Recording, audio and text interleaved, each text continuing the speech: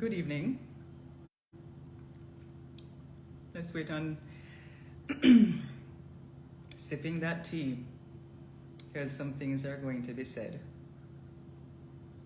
Have you bought your NFT? Looking into it? Developing some? Trying to?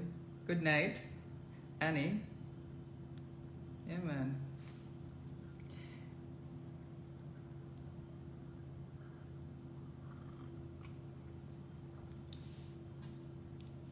I see Florida.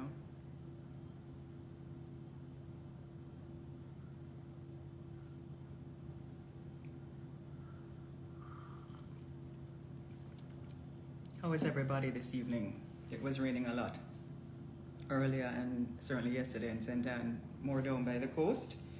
There was a lot of rain. Oh, and Port Mario, and you can see the videos. So I hope everybody is dry and fine and doing well. So this evening, I believe in being early, and I want to thank all of you for tuning into this live this evening. Can you all hear me, or do I need to turn up the microphone a little bit? Let's do this, shall we? Yes. Can you hear me a little bit better? Is everybody, you go ahead waiting patiently while you sip the tea, yes? Florida here too, okay.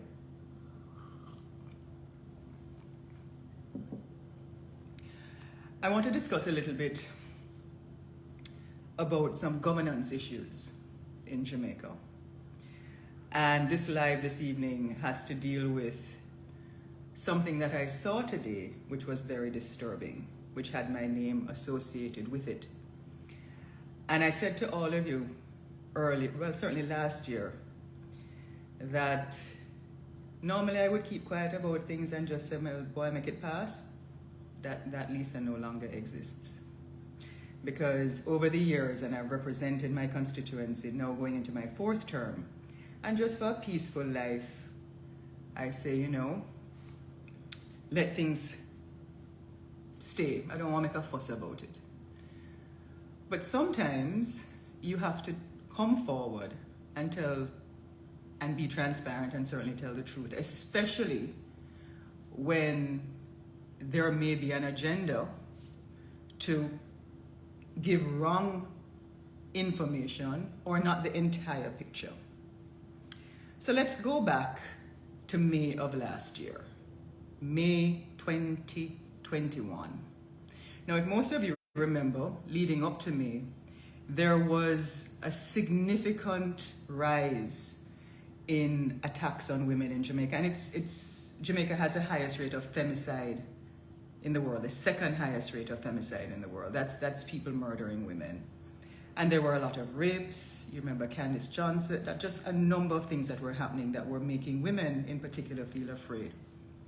So I go back to May 2021, when a number of students, the women, the female students, came to me from the Monique College. Now, for those of you who know Monique, when you come off the highway or you come down Mount Ross and you come into the town of Monique where the 4-way crossing is, you can go straight to Walkerswood, right? Or you can make the left to go to Claremont. If you make the left to go to Claremont, Monique College, there's a turn with a lot of heavy foliage, there's no street lights, and there's a lot of bush. There's actually a tire shop almost opposite to it. So those of you who are here, you know what I'm talking about. If you look on that side, you see some steps coming all the way from the college down to the main road. It is those steps that the students use at all hours of the night, especially our women and our men, to come down those steps. And many of sometimes it's very, very dark. There's no lighting, there's a lot of bush. And it was also a hideout point for criminals. So last May, there was an alleged abduction and persons of a student, and persons got very jumpy. I spoke to the principal, Mr. Isaacs, who has been very supportive, and I spoke to a number of the persons there. As a matter of fact, let me just tell you who I spoke to, because this is important. So I went and I met with Jacqueline Thames, the Vice Principal of Administration and Student Services, Mr. Leroy Harvey, the Vice Principal of Academics. I met with Howard McCallum, a lecturer, I met with Andrew Mullings, the procurement officer. I met with Ainsworth Lawrence, the plant and facilities manager, and I met with Nicole Bent, the guild president. If you go back on my Instagram, you can see the post, and we talk about what we're doing. Now, in that meeting, we needed to establish a proper transport facility for students, for staff, and for other residents, even across, because the Monique scheme is across there, so that they wouldn't have to walk all the way down to the crossing. When we looked at it, we would have to, because of the corner, we'd have to excavate into the wall, into the existing infrastructure, and to take that out and build a massive retaining wall to be able to put the street lights, which I wrote the Minister of Local Government, and he gave his approval for 4 street lights. And all of this information I will put in my stories after. He gave the approval for the street lights. We started to bush the area. And then the NWA came, the National Works Agency, to look at the facility, to look at the space. The difference is, though, the NWA cannot build buildings. They're in charge of roads and works. So we called in the parish council, and I wanted to listen very, very carefully. I called the parish council and I said, look, please, we need to build a proper transport facility where we have a lay-by that the taxis can pull into, that the students can stand comfortably, that is well lit, and that it is a situation that is covered. So when I see something going around, and let me get to that after. I said the college did not have the money to do it, because by the time the parish council did the technical estimates after they visited the site, it was going to cost millions of dollars, because you have to excavate the area, and those of you who understand the situation, to build a lay-by, which is long enough for the taxis to come around the corner, to pull in and to wait, is not a cheap event. I said I would take the money, my allocation from my CDF. No, the CDF MPs don't do technical analysis. MPs don't give out funds. MPs don't receive funds. There's an allocation of $20 million that every member of parliament gets. And it is the CDF office at Jamaica House with a competent technical staff that guides you how to write proper infrastructural projects to ensure that when it gets to the parliament, which is a CDF committee, has to ratify all of the programs, that it is well on target and on track. So you can't come with like a dibby project without the right narrative, who it's going to benefit, the right proposals in it, how many residents will benefit, why you're doing it, etc.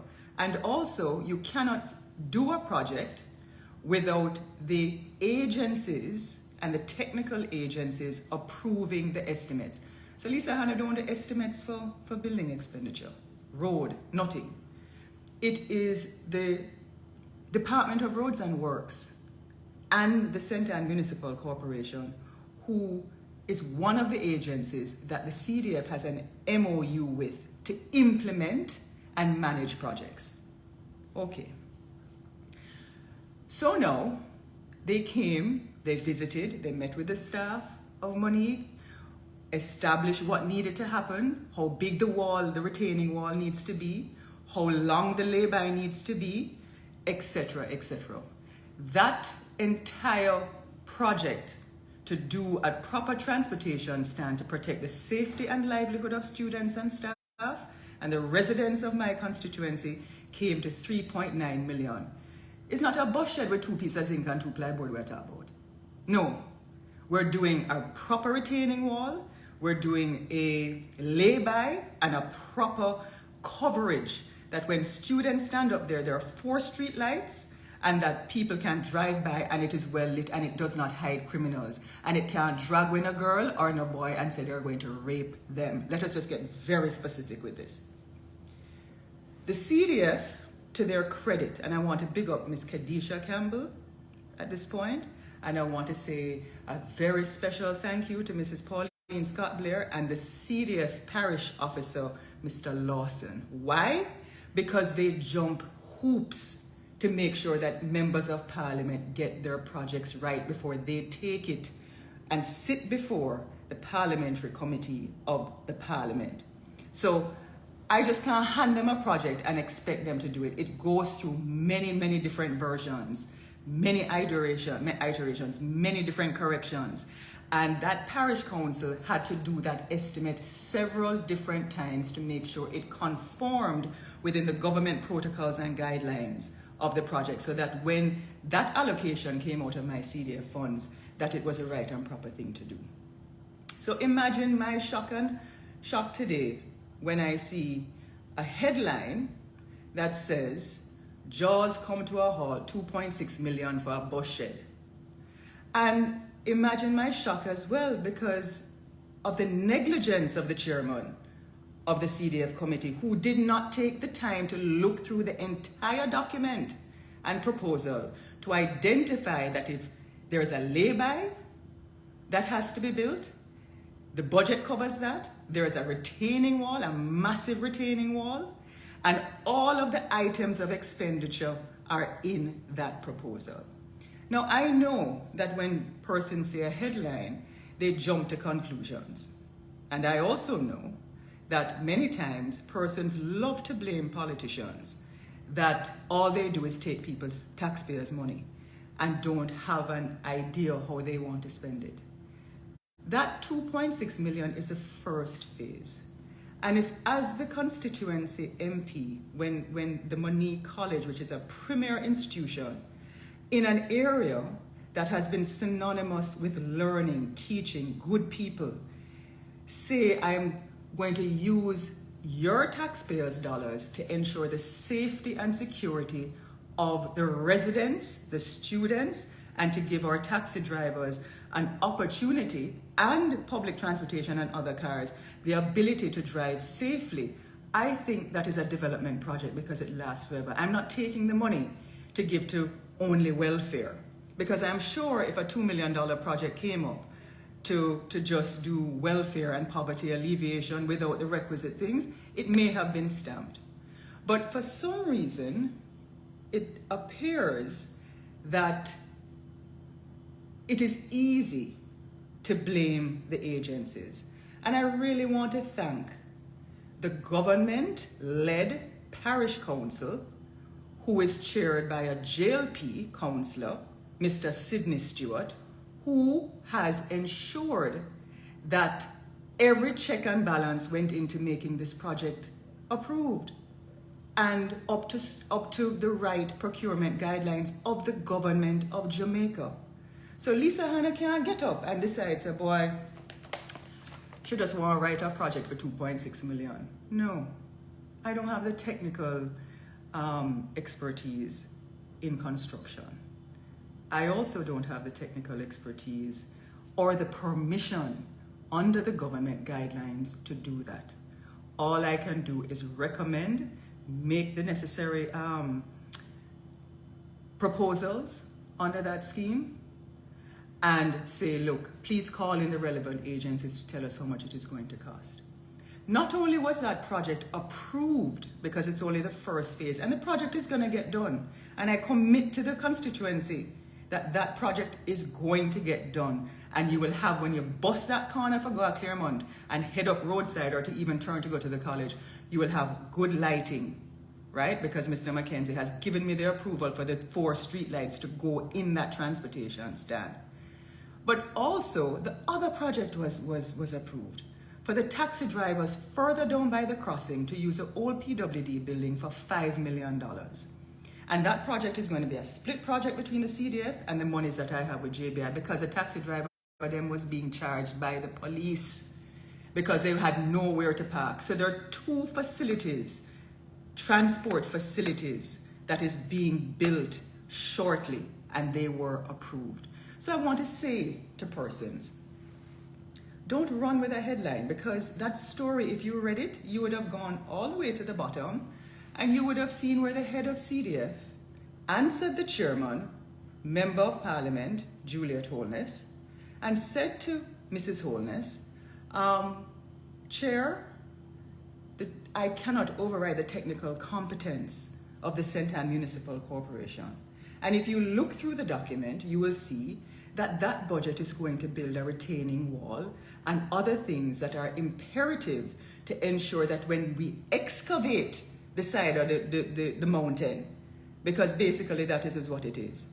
So it's not a $2.6 million for a bus shed with 2 pieces of ply and 2 pieces of zinc. No, I don't treat my constituents that way. That's not what's going to be built. You're going to have a facility that students can respect and have dignity. And so when rain fall or when it is dark, there is no fear or contradiction for them to be standing up there. So I wanted to do that. And $2.6 million to build a lay-by, a retaining wall, a proper shelter is $16,000 US. $16,000 US is what it works out to. Now we live in Jamaica, yes. Now most of you would have been following the things that I've been saying to know, say cement gone up. Everything gone up, except your salary. Right? So let us understand that is what is happening. And the project has been approved. It hasn't started. The St. Anne Municipal Corporation will be managing the project, not me. Right? They're the implementing agency. They have to now go out and find the people to do the work, the contractor to do the work, and they have to pay accordingly. So when I put up this budget, and I'm not putting up the St. Anne Parish Council budget, I'm going to make sure that they're respected that way. But if they had looked through the document, they would have seen this, right? And that is what I'll put up, which is from the thing. So they would have seen, for example, provide material and labor to cut 12-inch millimeter diameter steel bars to fabricate and erect wall bars and steel caging for steel matting and columns for retaining wall. It need 980 of those, $313,000. Supply material and labor to cut 9mm diameter steel bars, fabricate and erect stirrups for retaining wall. You need 264 of that, $84,000. To prepare and mix 1, 3, 6 concrete, pour and settle to form foundation, footing for retaining wall, and you need, that is $304,000. To supply materials and labor to prepare and mix the 1 to 2 mortar and lay 200mm blocks and fill pockets as directed for retaining wall, $117,000. And it's so the thing go down, right? So everybody can look and see, and there's an agency fee because the parish council charges an agency fee, which is 5%, and there is a contingency fee of 5%. So that is $119,324 and another $119. So by the time you add up all of that, it comes to that. Now, all of you, when I put up this, if you're in construction or whatever, if you feel this budget is not prepared appropriately by the St. Anne Municipal Corporation, then you say that. But don't call the member of parliament's name or the constituency because she doesn't have responsibility for preparing this budget. And I certainly don't interfere in the Department of Roads and Works. And even when this budget is prepared, the Superintendent of Roads and Works, Mr. Ricketts, of the St. Anne Municipal Corporation has to approve it. Not Lisa Hanna, not anybody in my office, not no counselor. No, they have to approve it, not me. So that is where we are, right? And if the safety and happiness and peace of mind of the people I was elected to serve is not the most important thing for development, then I don't know what is, right? And I think when we are expressing our views, we have to remember the rules and we have to give all of the information. We shouldn't be alarmist. If we're going to call somebody's name, especially in the media, let us have the facts correct. Let us make sure that when we do it, it can stand up to scrutiny. Because if the chairman had just taken the time to look at the issues at the attending things, at the details of the proposal and the budget, as pointed out by Ms. Campbell from the CDF, she would have seen what that budget was for. That it wasn't for a bus shed, but it was for a proper shelter, lay-by, and retaining wall. And it was even costing more. This is the first phase. And I'm happy and I'm proud to be able to do this for the students of Monique and that college, because it has done so much for Jamaica. It has given Jamaica so many sterling performers in academia as teachers, so many people who have gone across the world to represent St. Anne. And it is our beacon in Southeast St. Anne for higher learning. And so I want to congratulate Mr. Isaacs and the chair and the board and the teachers for doing this and for making me be a part of this, because this is what true development was about. And this is what I believe the Constituency Development Fund was to do, to ensure that there are proper activities to make Jamaicans feel better about the quality of their life. So yes, there are 2 transportation facilities that are going to be built in Monique.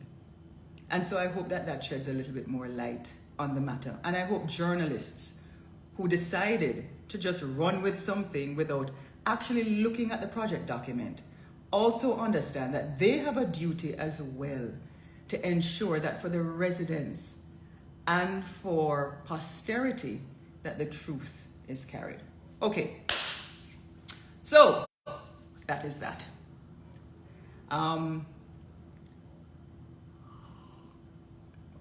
Thanks for tuning in. I will be sharing this on my page, so you can always go back and look at it. I love you all. Thank you so much, and be safe whatever you do. Blessings.